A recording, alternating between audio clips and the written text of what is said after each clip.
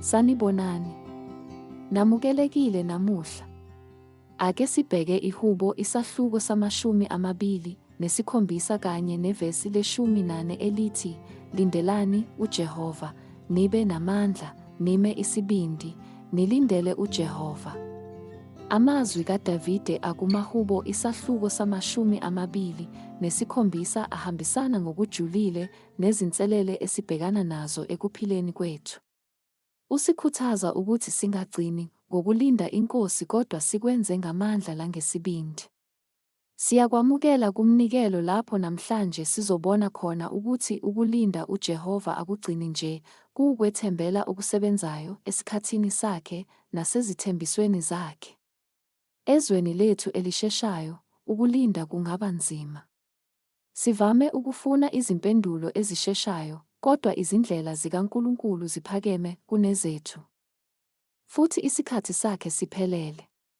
Njengoba silindile, siyasondela kuye, sifunde ukuncika emandleni akhe futhi sikhule ekubekezeleni.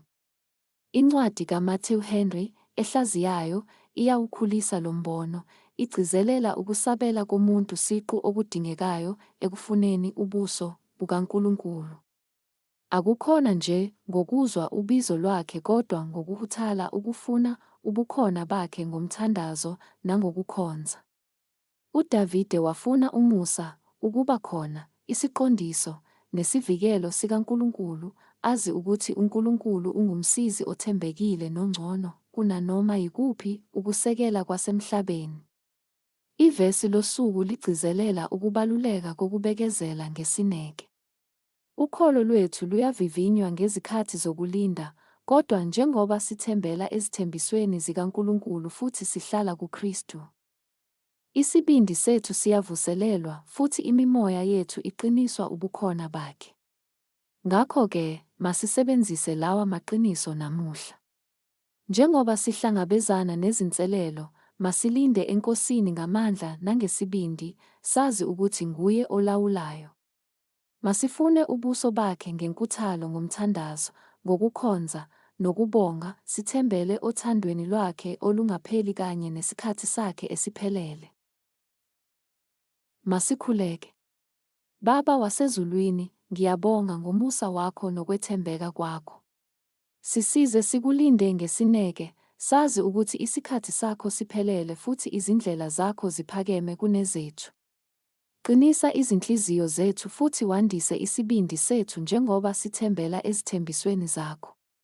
Sengathi singathola injabulo ngokufuna ubukhona bakho nsuku zonke futhi sithole ukuthula ekuphumuleni ebukhosini bakho. Egameni likaJesu, amen. Sengathi ungathola isikhuthazo namandla njengoba ulindele uJehova ngesibindi nangokumethemba namuhla. Izithembiso zakhe ziqinisekile, futhi umusa wakhe umi phakade. Manje ngicela wamukele lesi sibusiso kwabaseRoma isahluko se-11 evesini lama-33 kanye nevesi lama-36 elithi, yeka ukujula kwengcebo, nokuhlakanipha, nokwazi kukaNkulunkulu. Yeka izahlulelo zakhe ezingaphenyekiyo, nezindlela zakhe ezingaqondakaliyo. Ngokuba konke kuvela kuye, kukhona ngaye, kuya kuye, makube kuye inkazimulo kuze kube phakade. Amen.